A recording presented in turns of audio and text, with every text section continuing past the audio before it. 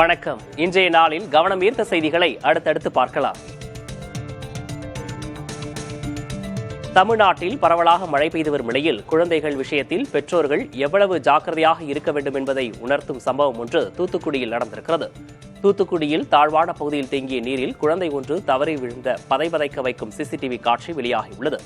கடந்த 7ஆம் தேதி P&A காலனி பகுதியில் விளையாடிக் கொண்டிருந்த குழந்தை சாலையோரம் தேங்கியிருந்த மழைநீரில் தவறி விழுந்துள்ளது. சற்று தொலைவில் இருந்து இதை கவனித்த நபர் ஒருவர் உடனடியாக ஓடி வந்து நீரில் தத்தளித்த குழந்தையை காப்பாற்றினார். மழை பெய்யும் போதெல்லாம் தாழ்வான பகுதிகளில் தண்ணீர் தேங்குவதால் இதுபோன்ற அசம்பாவிதங்களை தவிர்க்கும் வகையிலான நடவடிக்கையை அப்பகுதி மக்கள் கோருகின்றனர்.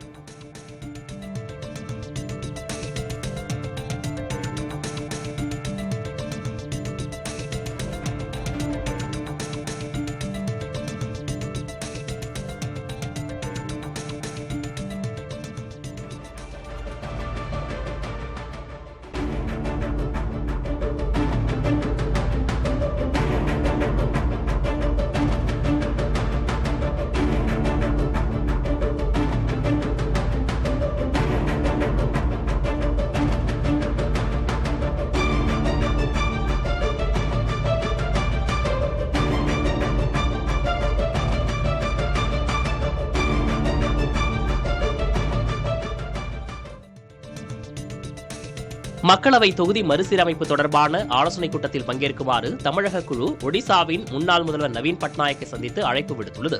திமுக MP தயாநிதி மாறன், அமைச்சர் TRB ராஜா ஆகியோர் நவீன் பட்நாயக்கை நேரில் சந்தித்து முதல்வர் ஸ்டாலினின் கடிதங்களை வழங்கி அழைப்பு விடுத்துள்ளனர். அதேபோல் ஒடிசா மாநில காங்கிரஸ் தலைவர் பக்தசரன் தாஸுக்கும் அழைப்பு விடுக்கப்பட்டுள்ளது. வரும் 22ஆம் தேதி மக்களவை தொகுதி மறுசீரமைப்பு தொடர்பான ஆலோசனைக் கூட்டத்திற்கு முதல்வர் ஸ்டாலின் அழைப்பு விடுத்துள்ளார். இந்த கூட்டம் சென்னையில் நடைபெற உள்ளது. இந்தியர்கள் போதிய நேரம் தூங்குவதில்லை என்று லோக்கல் சர்க்கிள்ஸ் அமைப்பு வெளியிட்ட ஆய்வறிக்கை தெரிவிக்கிறது. என்ன காரணம், தூக்கமின்மை பிரச்சனையிலிருந்து மீள்வது எப்படி, என்ன என்பது குறித்து இந்த தொகுப்பில் விரிவாக பார்க்கலாம்.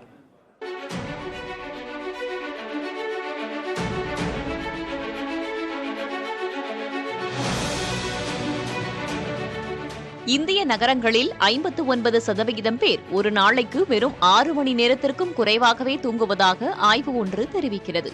அதிலும் வார இறுதிகளில் இவர்களில் பாதி பேர் மட்டுமே 6 மணி நேரமாவது தூங்குகின்றனர். மற்றவர்கள் அதற்கும் குறைவாக தூங்குகின்றனர். ஒட்டுமொத்தமாக வெறும் 2% மக்களே 8 மணி நேரம் முதல் 10 மணி நேரம் தூங்குகின்றனர். லோக்கல் சர்க்கிள்ஸ் அமைப்பு இந்தியாவில் வெவ்வேறு நகரங்களில் வசிக்கும் 40,000 பேரிடம் அவர்களின் தூக்க நடைமுறை குறித்து கள ஆய்வு மேற்கொண்டது. தாமதமாக தூங்குவது, காலையில் வேறு வேலைக்காக அவசரமாக எழுவது, குழந்தையை பராமரிப்பது, கழிவறை செல்ல இடையில் விழிப்பது, வெளிப்புற சத்தங்கள், கொசுக்கடி காரணமாக தூக்கம் பாதிக்கப்படுவதாக அந்த ஆய்வில் தெரிவிக்கப்பட்டுள்ளது. இன்று மக்கள் எதிர்கொள்ளும் நோய்களுக்கு தூக்கமின்மை முக்கிய காரணமாக இருப்பதாக எச்சரிக்கிறார்கள் மருத்துவர்கள்.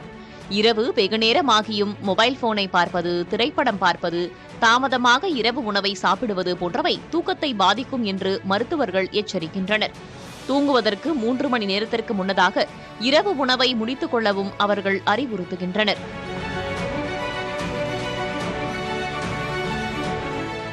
இன்றைய இளைஞர்கள் தூக்கத்தை சாதாரணமாக எடுத்துக் கொள்கின்றனர்.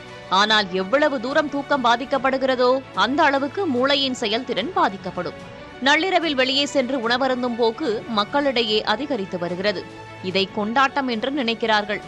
ஆனால் தூக்கத்தை இழந்து நீங்கள் வெளியே சுற்றச் செல்வது என்பது சொந்த காசில் சூனியம் வைப்பதுதான்.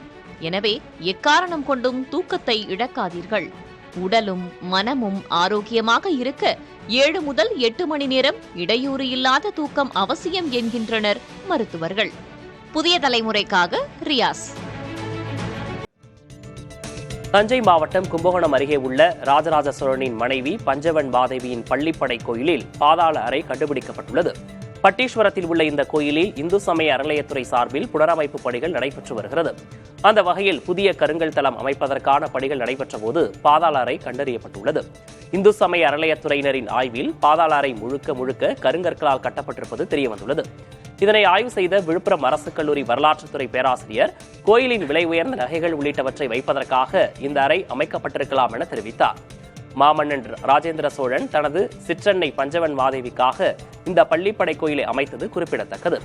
பள்ளிப்படை என்பது சமாதி மீது கட்டப்படும் கோயிலாகும்.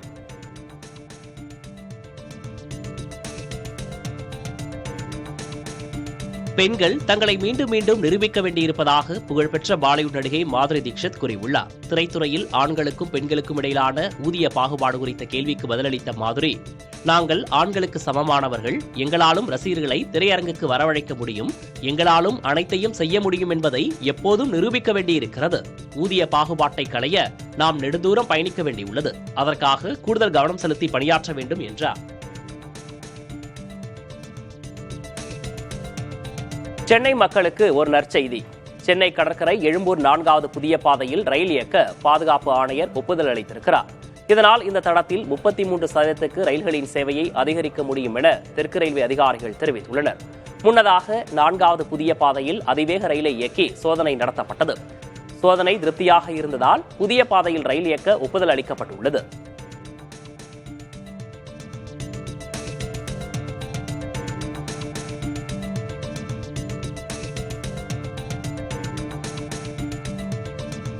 தினமும் வெண்ணெயை உணவில் எடுத்துக்கொள்வோர் இதயம் சார்ந்த நோய்களால் அதிகம் பாதிக்கப்படுவது ஆய்வில் தெரியவந்துள்ளது.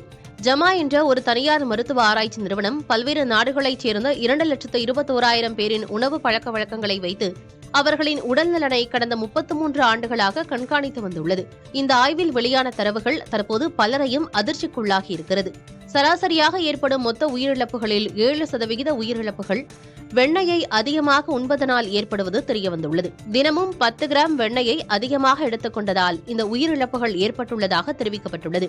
இதேபோல் ஆலிவ் எண்ணெய் உள்ளிட்ட தாவரம் சார்ந்த எண்ணெய் வகைகளை தினமும் 10 கிராமுக்கு அதிகமாக எடுத்துக் கொண்டவர்கள் மத்தியில் உயிரிழப்பு விகிதம் குறைந்துள்ளதாக ஆராய்ச்சியாளர்கள் தெரிவித்துள்ளனர். அமெரிக்காவில் கொலை வழக்கில் சிறை தண்டனை அனுபவித்து வந்த கைதி ஒருவருக்கு துப்பாக்கியால் சுட்டு மரண தண்டனை நிறைவேற்றப்பட்டுள்ளது. தெற்கு கரோலினாவில் 2001ஆம் ஆண்டு பேஸ்பால் மட்டையை வைத்து தனது முன்னாள் காதலியின் பெற்றோரை அடித்து படுகொலை செய்த வழக்கில் பிராட் சிக்மான் என்பவர் கைது செய்யப்பட்டார். அவருக்கு நீதிமன்றம் மரண தண்டனை விதித்த நிலையில் மின்சார நாற்காலி மற்றும் விஷ ஊசிக்கு பதிலாக துப்பாக்கியால் சுட்டு தனக்கு மரண தண்டனையை நிறைவேற்ற வேண்டுமென அவர் வேண்டுகோள் விடுத்திருந்தார். அதன்படி அவருக்கு தெற்கு கரோலினா மாகாண காவல்துறையினர் மரண தண்டனையை நிறைவேற்றியுள்ளனர்.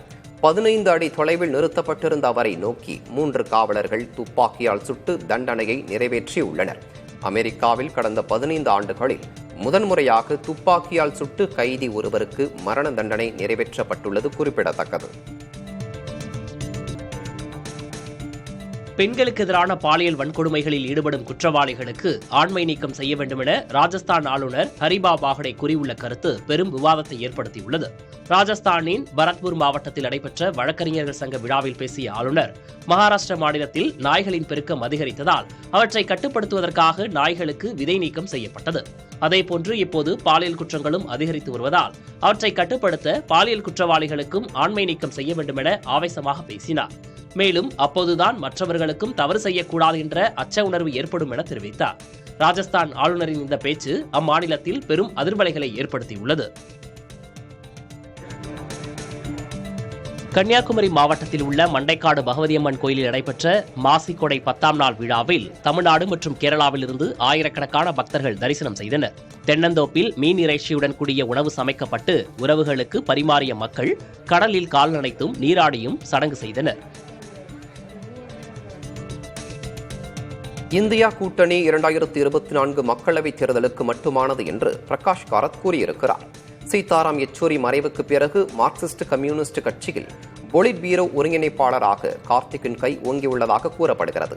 தேசியவாத காங்கிரஸ் தலைவர் சரத்பவார், திரிணாமுல் காங்கிரஸ் தலைவர் மம்தா பானர்ஜி, தேசிய மாநாட்டு கட்சி தலைவர் உமர் அப்துல்லா என இந்தியா கூட்டணியில் அங்கம் வகிக்கும் பலரும் கூட்டணி தொடர்பாக அதிருப்தியான கருத்துக்களை வெளியிட்டு வருகின்றனர்.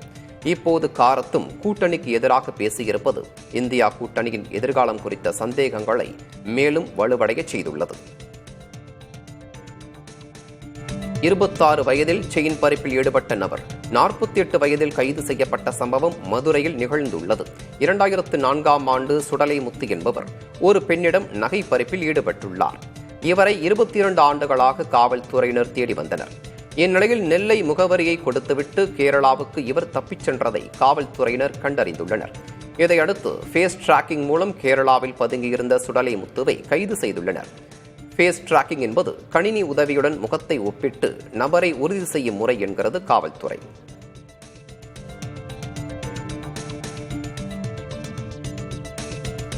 தமிழகத்தில் சென்னை உட்பட பல்வேறு பகுதிகளில் பரவலாக மழை பெய்ததால் சாலைகளில் மழைநீர் பெருக்கெடுத்து ஓடியது. சென்னை மற்றும் புறநகரின் பல்வேறு பகுதியில் மழை விட்டுவிட்டு பெய்தது. சென்னை புறநகர் பகுதியான பூந்தமல்லி, மாங்காடு, குன்றத்தூர், திருவேற்காடு, ஆவடி போன்ற பகுதிகளில் சாலைகளில் மழைநீர் பெருக்கெடுத்து ஓடியது. மயிலாடுதுறை, குத்தாலம், திருமணஞ்சேரி, செம்மனார்கோவில், தாழஞ்சேரி, மணல்மேடு உள்ளிட்ட இடங்களில் பலத்த மழை பெய்தது.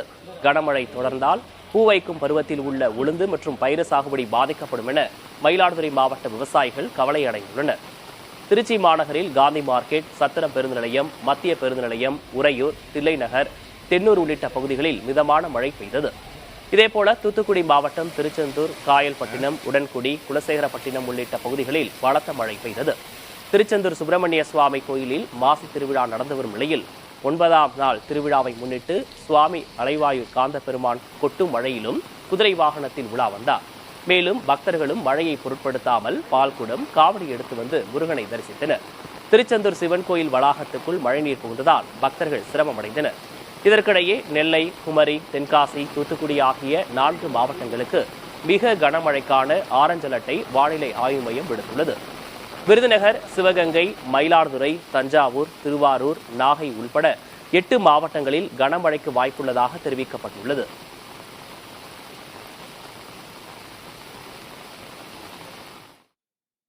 இனிவரும் செய்திகளை அடுத்தடுத்து பார்க்கலாம். தமிழக வெற்றிக் கழகத்தின் தலைவர் விஜய்க்கு வரும் 14ஆம் தேதி முதல் ஒய் பிரிவு பாதுகாப்பு வழங்கப்பட உள்ளதாக தகவல் வெளியாகியுள்ளது. அதன்படி மத்திய ரிசர்வ் படையைச் சேர்ந்த 8 முதல் 11 பேர் பாதுகாப்பு பணியில் ஈடுபட உள்ளதாக தெரிகிறது. கடந்த மாதம் விஜய்க்கு ஒய் பிரிவு பாதுகாப்பு வழங்க மத்திய உள்துறை அமைச்சகம் ஒப்புதல் அளித்திருந்த நிலையில் இது தொடர்பான விமர்சனங்களும் எழுந்திருந்தன.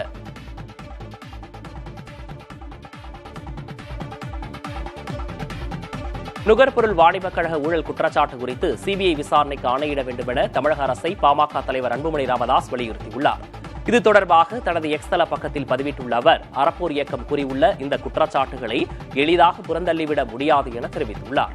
இந்திய உணவுக் கழகத்தின் தென்னிந்திய இயக்குநரை விடுப்பில் செல்லுமாறு கூறிவிட்டு அவருக்கு அடுத்த இடத்தில் உள்ளவரை வைத்து ஒப்புதல் வழங்கப்பட்டுள்ளது என்கிற குற்றச்சாட்டை சுட்டிக்காட்டியுள்ளார்.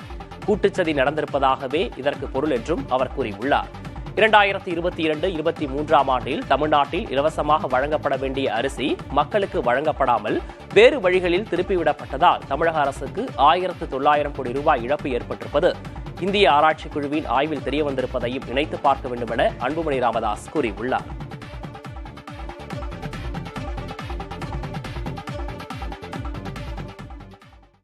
கேரளாவில் யூடியூபை பார்த்து டயட்டில் இருந்த கல்லூரி மாணவி உயிரிழந்த நிலையில் உடல் எடையை குறைப்பதில் பின்பற்ற வேண்டிய நடைமுறை என்ன, உடல் பருமனை தவிர்க்கும் உணவு முறைகள் குறித்து பற்றி ஊட்டச்சத்து நிபுணர் லாவண்யாவிடம் நமது செய்தியாளர் பால நடத்திய கலந்துரையாடலை தற்போது பார்க்கலாம். கேரளாவில் யூடியூப் பார்த்து டயட் ஃபாலோ பண்ண ஒரு இளம்பெண் உயிரிழந்திருக்காங்க. இது தொடர்பாக பேசுவதற்காக நம்மோடு ஊட்டச்சத்து நிபுணர் திருமிகு லாவணி அணிந்திருக்கிறார். அவரிடம் பேசலாம். மேடம் வணக்கம். இப்போது டயட் அப்படிங்கிறது ஒரு பெரிய இஷ்யூவாகவே மாறிட்டுருக்கு. யாரெல்லாம் டயட் ஃபாலோ பண்ணலாம்? யாரெல்லாம் டயட் ஃபாலோ பண்ணலான்னா, டயட் அப்படின்றது நார்மல் பேலன்சிங்கான சாப்பிட்ற ஒரு ஃபுட்டு தான். அப்படி பார்த்தா அது எல்லாருமே ஃபாலோ பண்ண வேண்டிய ஒரு விஷயம் தான். ஆனால் எதுக்காக அதை நீங்கள் ஃபாலோ பண்ணுறீங்க அப்படின்றது, நீங்கள் இப்போ ஏதாச்சும் ஒரு ஹெல்த் இஷ்யூஸ்க்காக பண்ணுறீங்களா, இல்லைனா நீங்கள் ஃபிட்டாக இருக்கணுன்றதுக்காக பண்ணுறீங்களா அப்படின்றத பொறுத்து தான் இருக்குது. ஸோ ஆனால் டயட்டுனா அது காமனாக பேலன்சிங்காக சாப்பிட்றது தான். அது எல்லாரும் பண்ண வேண்டிய ஒரு விஷயம் தான். இப்போ கேரளாவில் இருக்கிற சம்பவம், அந்த பொண்ணு செல்ஃபாக ஃபாலோ பண்ணியிருக்காங்க. நம்ம செல்ஃபாக டயட் ஃபாலோ பண்ண முடியுமா? அப்படி பண்ணுறதுனால என்ன மாதிரியான பிரச்சனைகள்லாம் வரும்? இப்போ அவங்க வெயிட் லாஸ் பண்ணணும், ஃபிட்டாக இருக்கணும் அப்படின்றதுக்காக இதை பண்ணியிருக்காங்க, ரைட்? ஸோ அப்படி பண்ணும் போது ஒரு ஃபுட்டை நீங்கள் குறைக்க போகிறீங்க. நீங்கள் இதுக்கு வரைக்கும் உங்கள் உடம்புல இவ்வளோ சாப்பிடணும்னு ஒன்று கொடுத்ததை கட் பண்ணும் போது உங்களுக்கு தேவைப்படுற அத்தியாவசியமான நியூட்ரியன்ஸ் எல்லாமே மிஸ் ஆக போகுது. ஸோ அந்த டைமில் இப்போ அவங்க பண்ணக்கூடாது, செல்ஃபாக பண்ணக்கூடாதுன்னா, நீங்கள் ஒரு பேசிக்காக அளவெல்லாம் கம்மி பண்ணி கொஞ்சம் கொஞ்சம் சாப்பிட்றீங்க, ஹெல்த்துக்காக ஓரளவுக்கு தெரியும்னா பரவாயில்ல. சுத்தமாக அதை பற்றின ஒரு ஐடியாவே இல்லாமல் எல்லாரும் சொல்கிறாங்க அப்படின்னு நம்ம பண்ணும்போது உங்களுக்கு ஒர்க் ஆகிறது எனக்கு ஒர்க் ஆகாது. உங்கள் பாடி வேறு, என் பாடி வேறு. நான் கொஞ்சம் கேலரியை கம்மி பண்ணி சாப்பிட்டாலே எனக்கு திடீர்னு தலை சுற்றுற மாதிரி ஆகலாம். மேபி எனக்கே தெரியாது, எனக்கு மேபி லோ பிளட் சுகராக இருக்கலாம், என்ன வேணால் இருக்கலாம்ல. ஸோ அந்த டைமில் கண்டிப்பாக யாராச்சும் ஒரு கைடன்ஸோட தான் நம்ம பண்ணணும். ஸோ இந்த மாதிரி எஸ்பெஷலி நீங்கள் ஒரு வெயிட் லாஸ் பண்ண போகிறீங்க, ஃபுட்டை நல்லாவே கட் பண்ண போகிறீங்கன்னும் போது மேக்ஸிமம் அந்த கேலரியை கட் பண்ணும்போது மீதி நியூட்ரியன்ஸ் எல்லாம் கரெக்டாக ரீச் ஆகிற மாதிரி நீங்கள் பார்த்து சாப்பிட வேண்டியது ரொம்ப முக்கியம். ஸோ அதுக்கு கைடன்ஸ் ரொம்ப வேணும். இப்போ அவங்க உயிரிழப்புக்கு என்ன காரணம், என்ன மாதிரியான பாதிப்புகள் அவங்களுக்கு இருந்துச்சு அப்படின்னு நம்ம ஐடென்டிஃபை பண்ணுறது? இப்போ நான் அந்த நியூஸை பார்த்த வரைக்கும் நான் ஐடென்டிஃபை பண்ணது அவங்க வந்து ஒரு வாட்டர் டயட் இருந்திருக்காங்க. அதாவது சுத்தமாக கேலரியும் எதுவுமே இல்லாமல் நியூட்ரியன்ஸ் எதுவுமே இல்லாமல் தண்ணி மட்டுமே குடிச்சிருக்காங்க. ஒரு 3-4 நாள் நம்ம வந்து ஃபுட்டே இல்லாமல் இருந்தோம்னா என்ன ஆகும்னா நம்ம பாடியில் வந்து கீட்டோன் பாடிஸ் ப்ரொடியூஸ் ஆகும். இது என்ன அப்படின்னு பார்த்தீங்கன்னா, இப்போ ஃபார் எக்ஸாம்பிள் நீங்கள் வந்து சாப்பிடவே இல்லை, கார்ப்ஸ் சாப்பிடல அப்படின்னா உங்கள் பாடியில் வந்து குளுக்கோஸ் வந்து கம்மியாக ஆரம்பிச்சிடும். ஸோ உங்கள் உடம்புல கான்ஸ்டன்டான எனர்ஜி என்ன கொடுக்குது அப்படின்னா இந்த குளுக்கோஸ் தான். குளுக்கோஸ் இல்லைன்னா என்ன ஆகும்னா அது கம்மியாயிடும். அதுக்கப்புறம் இன்சுலினோட தேவையும் அங்கே இருக்க போகிறது இல்லை, அதுவும் கம்மியாயிடும். ஸோ என்ன ஆகும்னா உங்கள் உடம்புல சேர்ந்த கொழுப்புலேருந்து எனர்ஜி கொடுக்க ஆரம்பிக்கும். ஏன்னா பாடிக்கு எனர்ஜி வேணும்ல. இது ஓவர் த பீரியட் வந்து போக போக என்ன ஆகும்னா இந்த கொழுப்புலேருந்து போகிற எனர்ஜி என்ன ஆகும்னா இந்த ப்ராசஸ் நடக்கும்போது கூட உங்களுக்கு கீட்டோன் பாடிஸும் ப்ரொடியூஸ் ஆகும். லிவரும் சேர்ந்து ஐயோ நமக்கு எனர்ஜி இல்லை போல அப்படின்னு அதுவும் கீட்டோன் பாடிஸும் கொடுக்கும். ஸோ உங்கள் பாடியில் நிறைய கீட்டோன் பாடிஸ் ஆகும்போது உங்களோட பிளட் வந்து அசிடிக் ஆகிடும். இதனால் உங்களுக்கு கிட்னி ஸ்டோன்ஸ் வரும், டீஹைட்ரேஷன் ஆகும், கான்ஸ்டிபேஷன் ஆகும், போன் டென்சிட்டி கம்மியாயிடும். சொல்ல போனால் நர்வ் இம்பல்ஸ் எல்லாமே கம்மியாகி ஹார்ட் இஷ்யூஸ்க்குலாம் கூட வரும்.